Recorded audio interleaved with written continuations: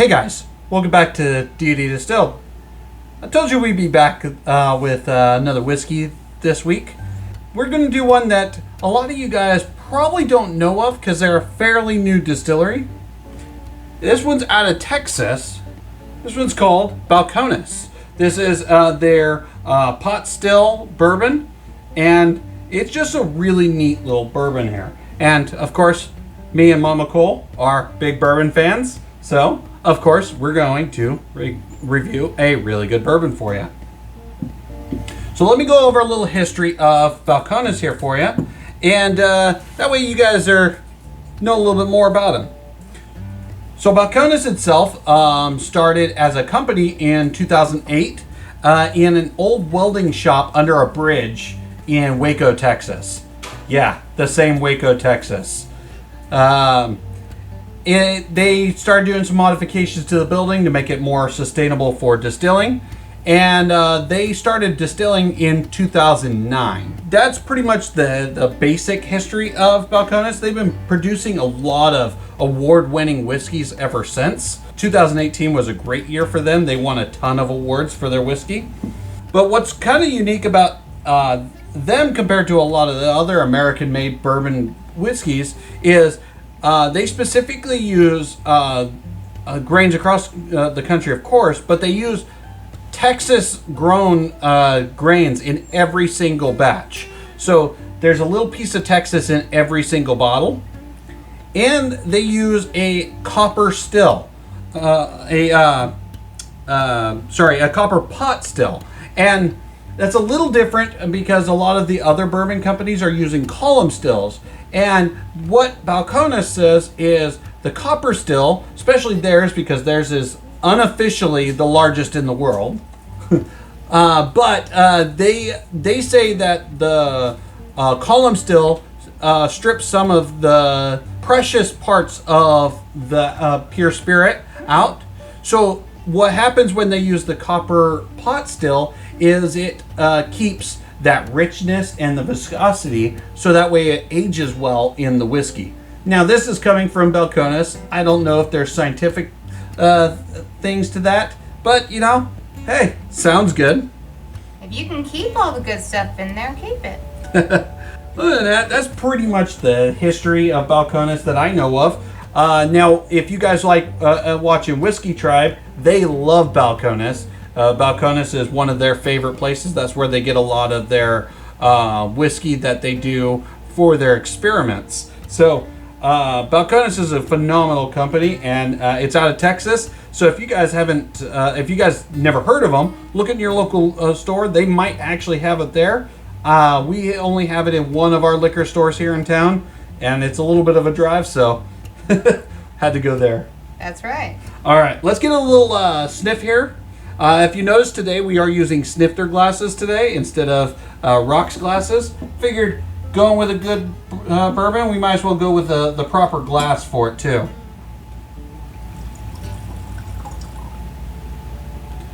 So,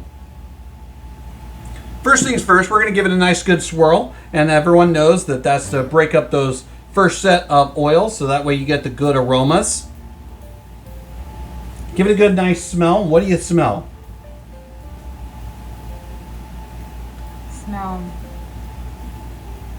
First things in my mind is vanilla and amber, but that's probably the colors. But that's fine. It's sweet. It's mellow. It just smells chill. Now, if I gave you some tasting elements, do you, put it in your nose and see if you smell these elements. Sorry, not tasting. Honey crisp apples. Mm-hmm. Yeah, that one comes out right out the bat. Yeah, until someone puts a word to it, you don't know exactly what you're smelling. But once you know the smell, but you like in your heart know the smell. Next one is toasted oak. That's pretty common with all bourbons. Mm-hmm. Kettle corn is another one that they come out with. It's sweet, so yeah, I get that. I don't smell the kettle corn, but I can see where they get that concept. It's got like a sweet and buttery scent to it. It's really low. Graham cracker. Yeah, I can see this would be really good with graham crackers and s'mores. I could actually smell the graham cracker. Mm-hmm. Yeah. It's not right on the very front of the smell. It's kind of towards the back of the smell. Mm-hmm. But yes, you can smell the graham cracker. And then the last one is oiled glove. And I think that goes back to what we were talking about last time, is that leathery smell. Mm-hmm. And that's traditional. With the oak. That's traditional with most bourbons. I think we're getting our thunderstorm from Hillary coming through now. Hillary. Just like Hillary to ruin everything. We are not political. Yeah. Okay, so we're going to go ahead and do a little taste. Cheers.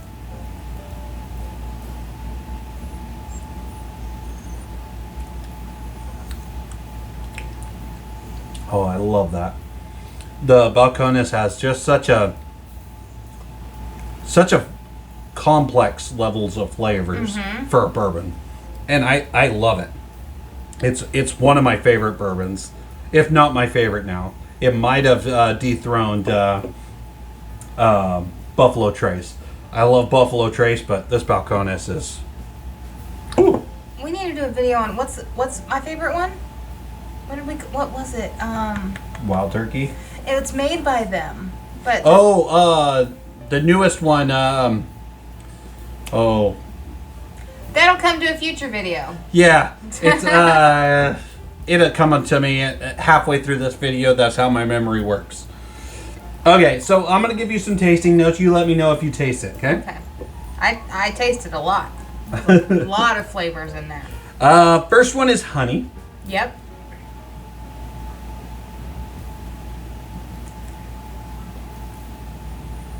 I don't taste the honey personally, but I taste it at the front, the very front.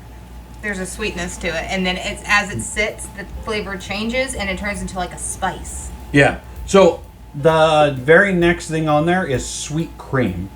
That one I taste. Mm-hmm. That one is right there on the front of it. So that one I can 100% say. Candied pecans goes to that sweet, salty taste that you're getting in it. Yep. Granted, I could not tell you if it tastes like candied pecans, but I could definitely tell you there's a sweetness and a saltiness to it. A little nuttiness. I love candied pecans, so yeah, I can get that. I wouldn't have picked it out of it, but I see it. Next one is sandalwood. I don't know, maybe. And then the last one is leather. I personally that mixture makes that spice. Yeah, I personally don't taste the leather in this one comparative to the Clyde Mays last week. Clyde Mays last week did taste like you were chewing on a piece of leather. The Clyde Mays definitely has more of the leather. I think this has more of that sandalwood, because if you ever smelt sandalwood, it's small. It's in there. This is very sweet. Well, I won't say sweet and spicy. Yeah, it's like a sweet heat. It's a great bourbon for someone getting into bourbon, or an experienced bourbon drinker, because this one's actually not bad on the proof. I mean, we are looking at 46% alcohol, which puts us at about 92 proof. Well, that's good. So this guy is not wimping on the alcohol content. Granted, it's no 101 or. But if you're looking to enjoy your whiskey, this is a good one. If you're looking to just not remember what's going on, you can go with 101. Now, a couple of things that it says that it finishes as is soft and sweet with a lingering spice. Yep. And that's 100% on the game. Like, it is very soft and sweet on the first bit. It is, and then it just tingles. Like your tongue fell asleep almost. Yeah, it's almost like you're that tingling feeling you get on your tongue when you have one of those like hot tamales or something. Not to the point of that cinnamon taste, but that tingling feeling that you get across your tongue. Like Big Red. Big Red bubblegum without the cinnamon. If you don't chew Big Red. Well, I was going to say, let's try it with some ice, but, I'm going to have to pour you some more. We're going to have to call her the mooch.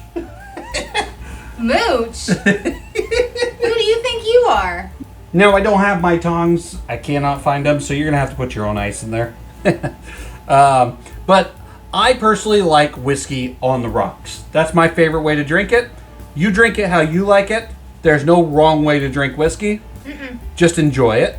So the way I like to enjoy it, because I grew up in Arizona where we like everything cold, is a little chilled. So I'm going to get a couple ice cubes in mine. Do you want whiskey first or your ice first? Let's do whiskey first. And I grew up in the South, so for me, it really just depends on the whiskey. I think with ice, this one would be really good because of the spice content that it has. Now the key feature is you just want enough ice to cool off the whiskey, but you don't want so much ice that it waters down the whiskey. Exactly.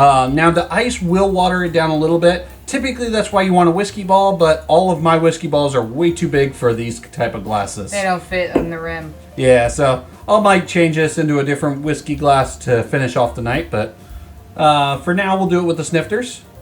Cheers. This is with ice.